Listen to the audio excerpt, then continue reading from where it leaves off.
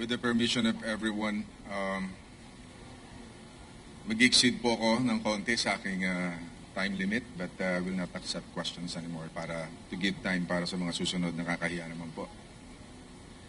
Magandang hapon po sa ating lahat.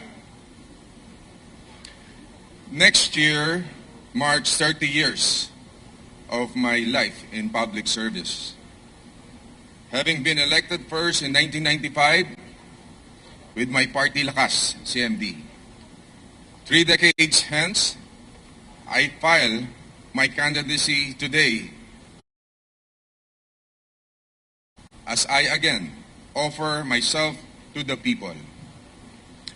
Noong 2019, kumatok po tayo sa ating mga kababayan para muling maglingkod.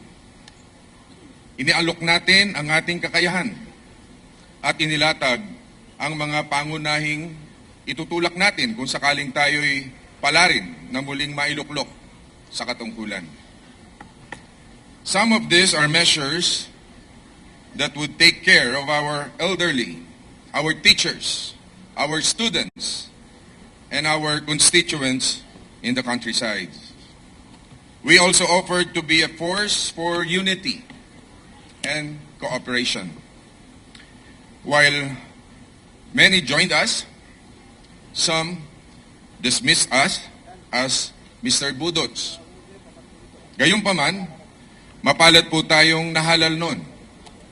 And we are happy to say that because of our people's trust, we delivered on our pact with the people.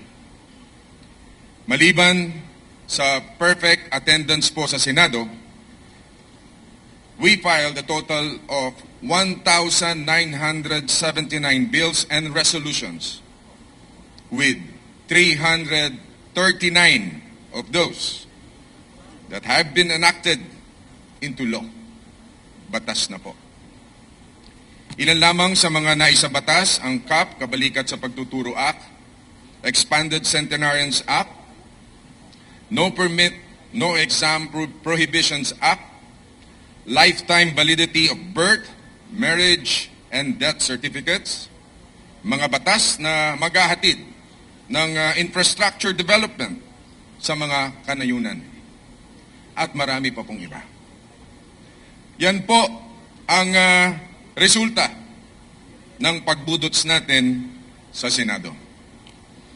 Ngayon, muli nating inaalok ang ating kakayahan sa ating mga kababayan para patuloy silang paglingkuran. While we have accomplished so much, work never ceases, and there is still much to be done. Kasama dyan ang pagtugon sa pagtaas ng presyo ng mga bilihin, mga programa para sa mga magsasaka at mga mangingisda para sa pag-angat ng agrikultura.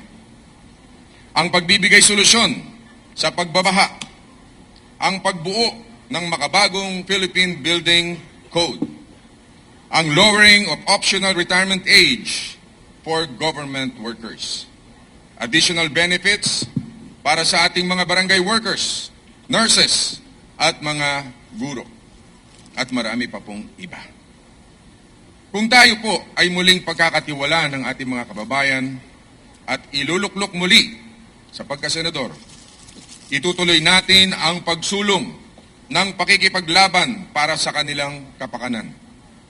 Dala natin ang 3 dekada ng paninilbihan, isang paglilingkod na magsusulong ng mga programa ng administrasyon para sa pakinabang ng mga mamamayan. Isang paninilbihang walang tinitignang kulay at nagtutulak ng pagkakaisa at pagtutulungan. Ito po si Bong Revilla, para senador, muling magsisilbi sa bayan. Maraming salamat po sa inyong lahat. Maraming salamat, sir.